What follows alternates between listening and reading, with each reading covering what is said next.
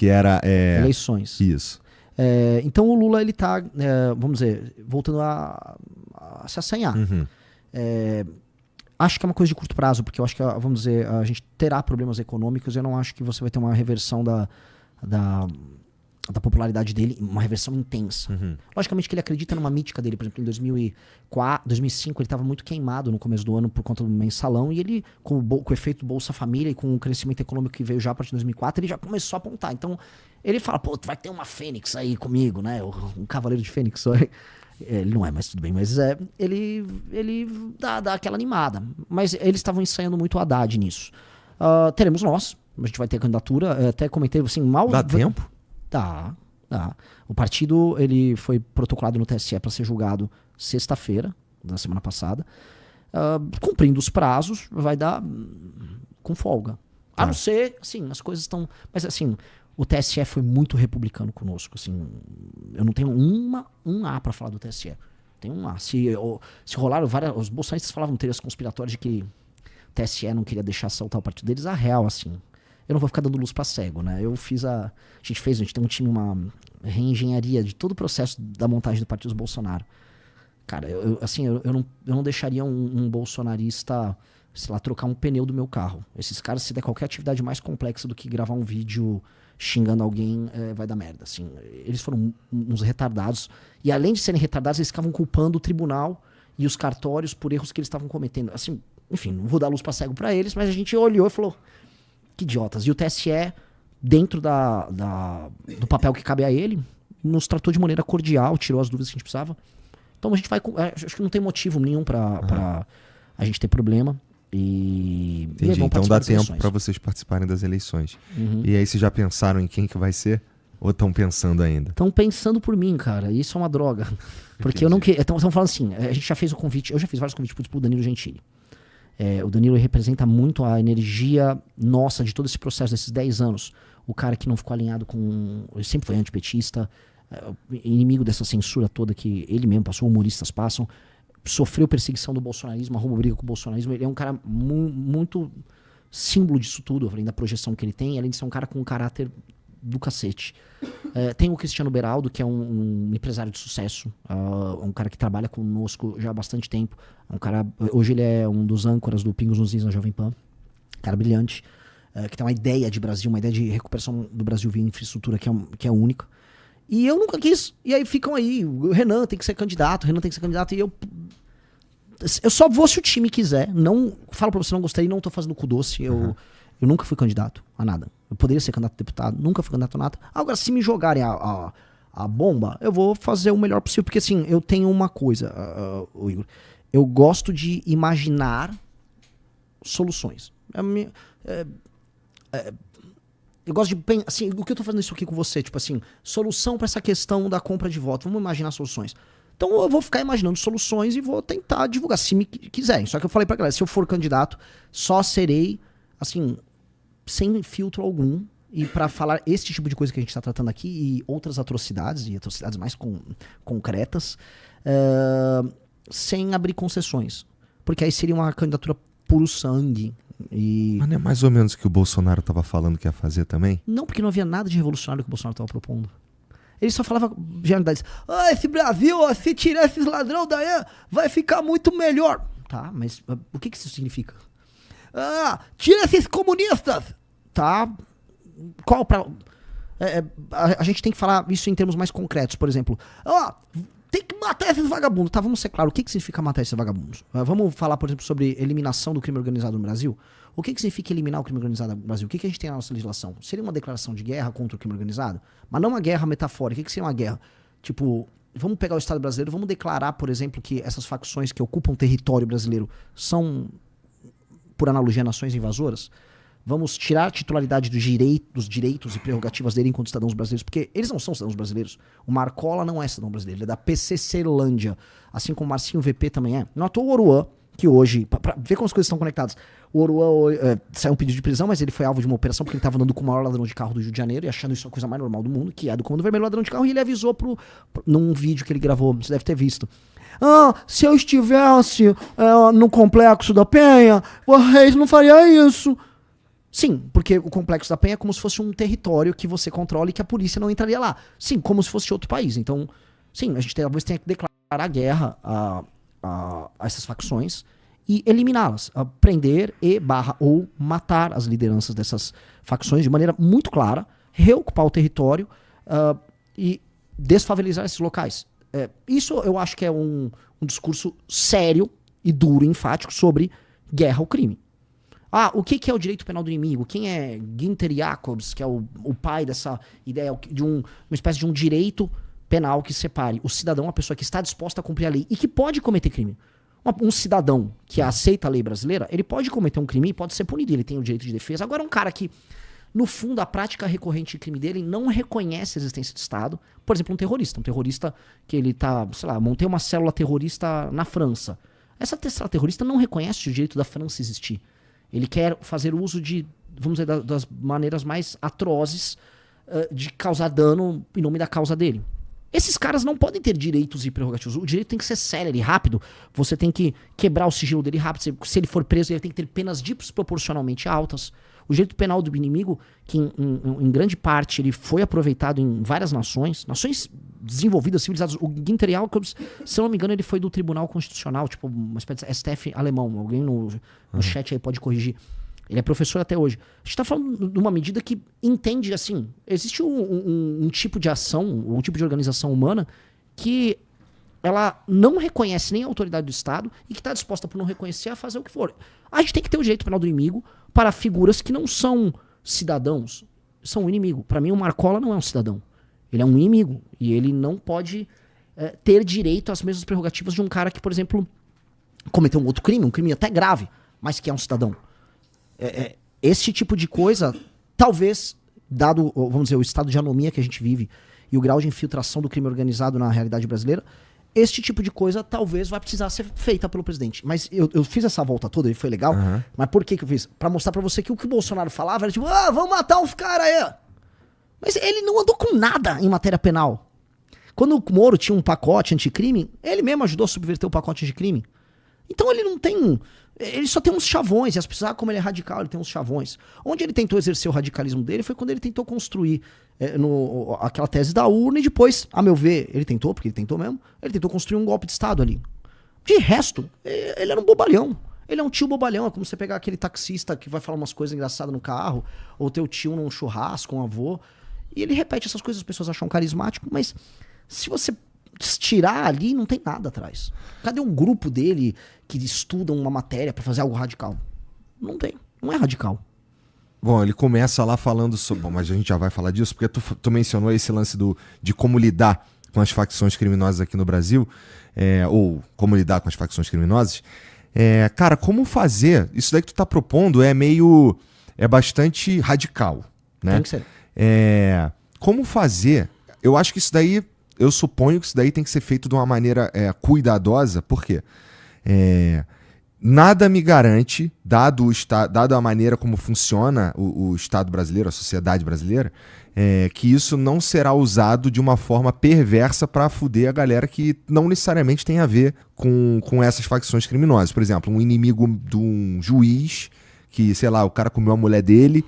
Ele vai... Isso aconteceu já, esse caso assim no Brasil já. Então, como é que lida com isso de uma forma humana, no fim das contas? Eu fazendo até meio com uma provocação contra o que você usou. Tudo me garante que, mantendo as coisas como estão, a gente só vai se fuder.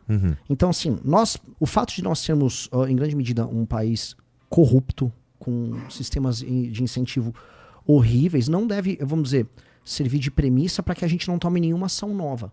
Porque senão a gente vai apenas aceitar as coisas como elas são. Mas não tem uma ordem ideal pra gente ir fazendo as transformações? A gente pode, assim, você pode apontar numa determinada direção, você pode usar um princípio como prudência, só que a forma como as coisas estão, vamos dizer, a forma como as coisas estão formadas é meio feio dizer, mas a forma como as coisas se dão no Brasil, né, a gente empurra com a barriga os problemas todos e não toma ação nenhuma. E fica com medo de tomar uma ação enfática. Nações problemáticas como a nossa, a gente acaba trazendo o caso de El Salvador, e tem as pessoas que têm as críticas e tal, mas o fato concreto é, uma nação como El Salvador enfrentou esse problema e resolveu. Uma nação muito menor, tá, beleza. A questão é, não há outra maneira que não a força hoje para você desalojar as facções criminosas, vamos dizer, diárias que devem, vamos dizer, congregar de 16 a 23 milhões de pessoas. São as periferias das grandes cidades brasileiras. Não há praticamente nenhuma periferia de grande cidade brasileira que não seja dominada por uma facção. Pessoas brasileiras vivem sob o jugo desses caras. Isso é um dado da realidade, é um dado concreto. E a gente já falou, vamos tentar inteligência, vamos tentar as UPPs, como teve no Rio de Janeiro. Vamos tentar vamos conversar com as pessoas. Não rolou. Não rolou. Por várias razões. Igor, a gente pode fazer uma construção. Se você tiver saco, tem uma construção histórica disso que é legal.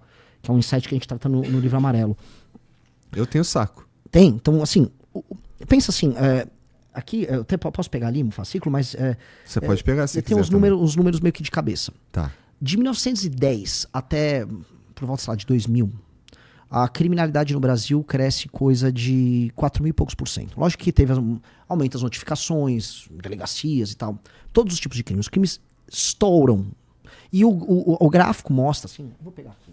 Ó, desenvolvimento percentual de crimes por 100 mil habitantes. Se você for pegar, né, a coisa estoura aí. Anos 60 ele já tá, né, com uma massa crítica crescente. 70, 80, 90 estoura. Pum. Né? Por mais que 85 aqui é o pico, mais ou menos. 80. E o que acontece? O que aconteceu no Brasil nesse período?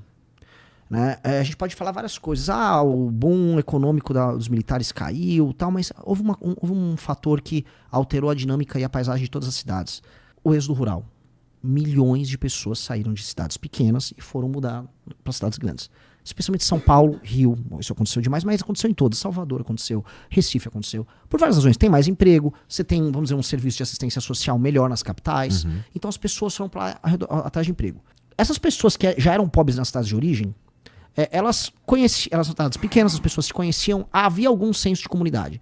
Quando essa pessoa, por exemplo, migra de maneira indigna, num pau de arara, vai morar numa cidade que ela não conhece, com pessoas que ela não conhece, do lado de um córrego, numa situação desumana, que é o que aconteceu nesse período. O período rápido de êxodo rural, que as pessoas foram morar nas cidades, foi o processo de favelização. Aquelas pessoas estavam num boom também de nascimento de filhos, né? A natalidade era muito maior. Homens jovens, pobres, sem perspectiva, nasciam na beira das grandes cidades. O que aconteceu com uma parte importante desses caras que não foram absorvidos como massa de trabalho, força de trabalho? As pessoas entraram pro crime. Só que essas cidades grandes não absorveram naquele período essa quantidade grande de pessoas. Não havia capital, porque o Brasil não tinha poupança, o Brasil estava investindo em formação bruta de capital, ou seja, fazendo hidrelétrica, fazendo estrada, né, nesse período dos anos 60 e 70 com a ditadura, e através do endividamento externo. Foi ali que a gente fez a dívida externa. Então o Brasil foi investindo e tal, mas não tinha, sei lá, prédio, não tinha casa, você não conseguia abastecer isso, porque as pessoas estavam se mudando aos montes para a cidade à procura de uma vida melhor. Como o Estado brasileiro se endividou, houve a crise do petróleo, quebra, surge a Constituição de 88, que garante um monte de direito, inclusive a habitação. Mas só diz que garante, né? Ela bota, vamos dizer, ela aumenta o gasto do Estado brasileiro com custeio para garantir tantos direitos e tal. Ela garante, inclusive, em certa medida, ela facilita o trabalho dos organismos de pressão sindicais, do próprio funcionalismo público, ou seja, o gasto do Estado aumenta. Se o gasto do Estado aumenta, diminui a capacidade de investimento. E a gente de lá, dos anos 80, 90, 2000, a gente se favelizou. Os serviços públicos não aguentaram, eles colapsaram. Por isso que a educação é ruim. Você talvez tenha isso. Minha mãe sempre narra. Minha mãe estudou escola pública. Os nossos pais, você é da mesma geração que eu, sempre falam, não, a escola pública na minha época era muito melhor. Natural, porque na época dele a pressão de várias pessoas chegando nessas cidades grandes para usar um serviço de saúde, um posto de saúde, um hospital, uma escola, era menor. Passou ela a ser enorme e o Estado não tinha condição de investir para fazer isso.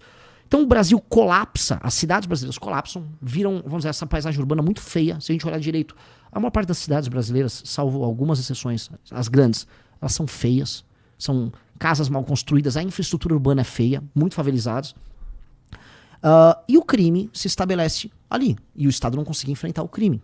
Então você teve uma formação, vamos dizer, de regiões muito pobres que as pessoas foram amontoadas ali. Ali se formam as facções criminosas, do Morro do Rio às periferias de São Paulo. Essas facções criminosas se organizam. Estão falando assim de praticamente um país inteiro governado por esses caras, dezenas de milhões de pessoas.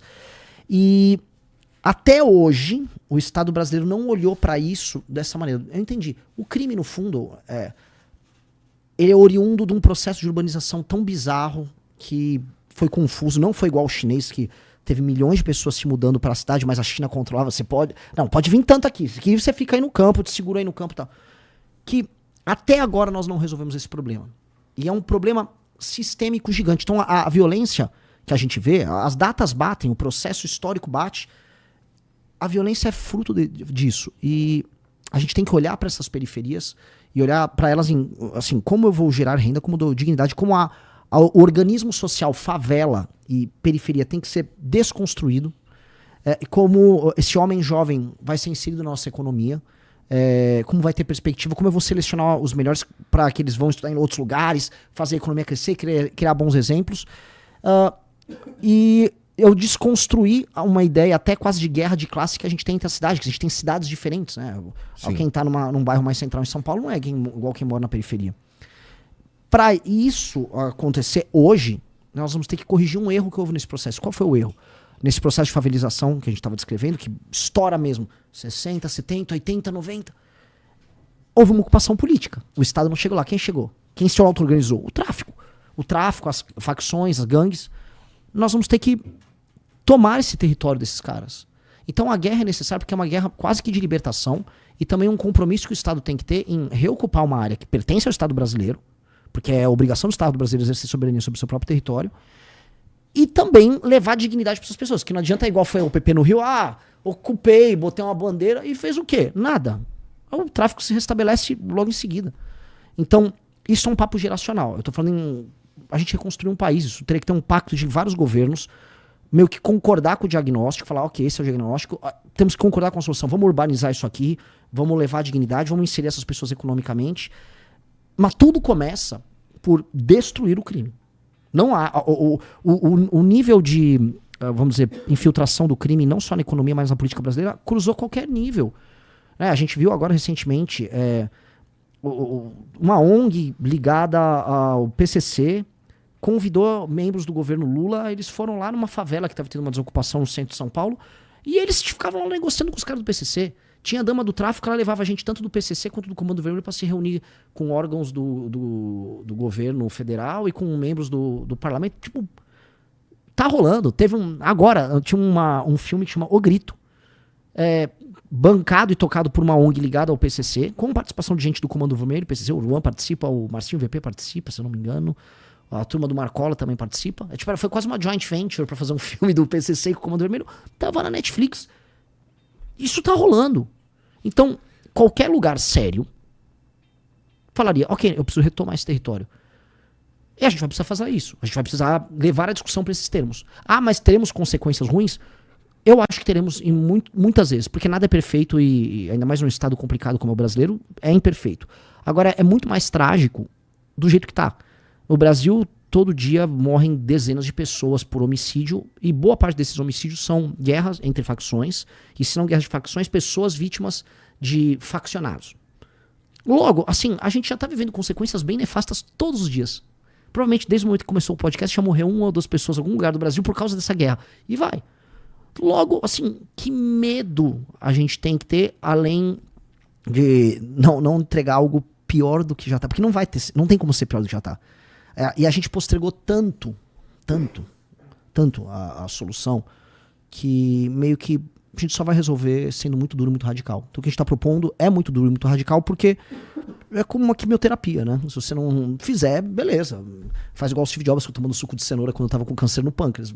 A gente tá tomando suco de cenoura imaginando que vai vir uma cura mística que não veio. Entendi. E a gente... isso daí passa também por uma pena de morte no Brasil, por exemplo? Olha, se a gente instituir uma guerra contra o crime organizado, você vai ter enfrentamento. Enfrentamento, se o cara não se render, ele vai trocar tiro, ele pode virar óbito. Consequência disso. Num contexto de guerra, em que os inimigos, né, vamos dizer, uma tropa de faccionados resolve trocar tiro com a polícia, eles vão ser prisioneiros de guerra. Aí tem que pegar a legislação nossa sobre isso. O presidente da República tem que entrar, olha, quero organizar isso, uma guerra, um enfrentamento, o Estado brasileiro vai participar disso, as forças policiais vão participar, as forças armadas vão participar, e vamos vencer essa guerra. Haverá baixas, e haverá mortes do outro lado, sim. Agora, tudo com o intuito de preservação dos direitos humanos mais profundos e básicos, especialmente dos moradores das vítimas. Por exemplo, um cara que vive no morro do Rio de Janeiro sob o jugo do Comando Vermelho. Esse cara, acima de tudo, é um cara que não tem o direito humano dele respeitado. O cara que tá atirando lá, trocando tiro com a polícia, esse cara eventualmente vai morrer. E é do jogo. Agora, se o Estado brasileiro nunca adotou uma postura sistêmica de enfrentamento tratando esse assunto como guerra. O poder de dissuasão que vai ter nesses caras é tão grande que eu acho que assim, a guerra não será tão cavalar quanto se imagina. Eu acho que sim, o Estado brasileiro tem todas as condições de vencer isso. Vencendo essa guerra, aí entra uma responsabilidade que o Estado brasileiro nunca teve, que é ir nessas regiões do Brasil e olhar para essas 20 milhões de pessoas e falar, tá na hora do Brasil ter um plano para esses caras. A gente tem que olhar para aquela periferia, aquele arranjo favela. O que é o arranjo favela? Casas amontoadas, inexistência de saneamento básico, inexistência de propriedade. O cara não tem o título de propriedade da casa dele. Ah, foi uma invasão. Tá, o cara tá 20 anos aqui lá, 30 anos. Vamos dar título de propriedade porque o cara eventualmente possa, com o título de propriedade, pegar um crédito no banco para fazer uma reforma na casa dele ou abrir um negócio. Vamos... Como é que se diz? Aquela paisagem da favela em que você tem mini becos. Às vezes vai ter que pegar uns pedaços lá, vai cavar, fazer avenida, abre espaço, reloca algumas pessoas, constrói prédio. Outros tem que ter um plano de urbanização e adequação das casas, porque uma casa que às vezes não tem banheiro, não tem janela, vai ter que ter banheiro, tem janela. A fiação que está exposta vai ter que ser cuidada, vai ter que ter saneamento básico. O Estado vai ter que olhar isso, vai ter que ter escola boa lá, vai ter que ter um foco muito grande de ter escola boa, até porque o imaginário daquela pessoa, daquele menino que, por exemplo, vê o tráfico como uma possibilidade, tem que ser destruído. Então o imaginário, por exemplo, por isso que a gente tem muita briga com esse negócio de Oruan, porque foi criado um imaginário em que a hierarquia social daquela comunidade se dá através do sistema de valores do tráfico, que é, eu tenho as armas novinha, vai dar pra mim, eu tenho muito, sei lá, tenho ouro, eu fiz assaltei lá na pista e depois... Não, peraí, cara, é isso que... Isso é um sistema ideológico que justifica uma relação social que tem ali. Isso tem que ser desconstruído. Esporte pra caralho. Tem que ser um investimento assim, o Estado brasileiro vai gastar 30 anos adequando isso, tratando essas pessoas como prioridade. E pra isso tem que ter poder de investimento. Então, a gente não estava falando aqui que a gente não consegue investir. É isso. Vai ter que ser isso. O Estado brasileiro vai ter que ter capacidade de investimento. Então, se a gente não tiver reformas muito grandes que mexam no custeio desse Estado para abrir espaço para isso, a gente não vai fazer nada. Só que aí um presidente que propõe, eu vou acabar com o tráfico, eu vou passar rap em geral. E eu vou essa porra. Você mora numa favela, você mora em Paraisópolis aqui. Cara, vocês vão ser a nossa prioridade do ponto de vista do investimento. Agora, me ajuda a enfrentar o juiz que ganha 200 pau por mês. Tem que ser esse o papo. Eu tenho que enfrentar o juiz que ganha 200 pau por mês. Eu tenho que cortar a mamata das emendas de 50 bilhões. Eu tenho que fazer caber no orçamento mais 200, 300 bilhões. A gente vai ter que achar aí. Né? Só da gente aumentar a credibilidade, os juros pode baixar. Você tem uma questão de dólar e real tal. Você diminui o quanto você vai pagar a dívida, a rolagem fica mais fácil. Você aumenta o espaço de investimento. E aí vamos investir certo. É isso, cara. Ou a gente nunca vai ser nada. Meio que assim, como país, a gente não tem nenhum sentido. Não tem nenhum sentido de ficar vivendo essa vida bizarra, tudo tem que ter grade. O gasto que a gente tem mensal de uma família brasileira com segurança e os comportamentos paranoicos que a gente adota, a gente já nem percebe mais que a gente naturalizou. Tipo, você tá na rua... Minha esposa não sai mais de aliança. Aí esconde o celular, é o vidro com se não tem, não é o cabelo, mas como é que chama aquele negócio? Não, a película. A película que tem que ter no vidro do carro. Toda a casa brasileira tem muro. Tipo, toda a casa brasileira tem muro. A gente nem percebe mais isso, porque se tornou até uma coisa, tipo, aquela casa tem um belo muro. Porra, por que tem a porra do muro? Por que tem aquelas janelas de aço que tem que ter um gradil para um cara não invadir ali? Então, vamos dizer, quanto do nosso dia e quanto do nosso orçamento a gente não gasta para se proteger de um crime? Ou seja, quanto do nosso PIB não é perdido, ou quanto de produtividade a gente não perde simplesmente com medo de ser roubado. A gente já nem se dá conta disso. E isso não é vida. Isso não é vida. Assim como o cara que é um entregador, ou um cara que é Uber, que ganha pouco e rala pra caramba, olha no fim do mês e olha no fim de 2 anos de trabalho e fala, isso não é vida. E do jeito que tá, o sistema de incentivos hoje no Brasil, não vale a pena ser brasileiro. Eu entendo todo mundo tá indo embora. Não vale a pena. E a gente montou o partido, por isso que por que o partido chama missão? Porque é uma missão, um tiro curto. É fazer essa série de coisas, não deu certo, velho. Eu não vou ficar com 60 anos, Renan, fiz um acordo, mas não tenho saco. Não tenho saco. Eu tô pobre em termos, até hoje. Não quis ganhar dinheiro com essa merda. Meu tesão não é, eu amo eu amo o povo. Eu quero botar meu nome na história. Eu quero fazer essa porra só porque eu quero botar meu nome na história. Essa sua vaidade é essa vaidade. Eu quero fazer um negócio muito grande e ser lembrado depois. E só. Entendi. Só. Se não der pra entrar na história, mano, sei lá, eu vou... Eu nem lembro mais as coisas que eu vou tocar guitarra, que eu gosto de tocar guitarra. Vou tocar guitarra, vou assistir Cavaleiro do Zodíaco. É isso, cara. Eu vou fazer churrasco, que eu gosto de fazer churrasco. E os Kim é a mesma coisa. Assim, os caras nossos têm esse senso. Por isso que era muito natural que o nome é missão. Tem gente que zoa, missão impossível, né? Mas é uma missão. Se a gente não for fazer, se não der certo, eu não vou vender o partido, nem vou deixar, nem eu, nem as pessoas que fundaram, deixar o partido virar tipo esse troço que os caras têm aí pra ficar parte da gincana. Não vale a pena. Aí eu vou entrar na história como, sei lá, aqueles dirigentes partidários que ficam gordos, fazem umas reuniões cheias de puta. Velho. Gostou dessa análise? Assista o Análises Renais de segunda a sexta no canal do MBL Live TV, às 15 horas. Para mais cortes como esse, se inscreva no Pela Missão.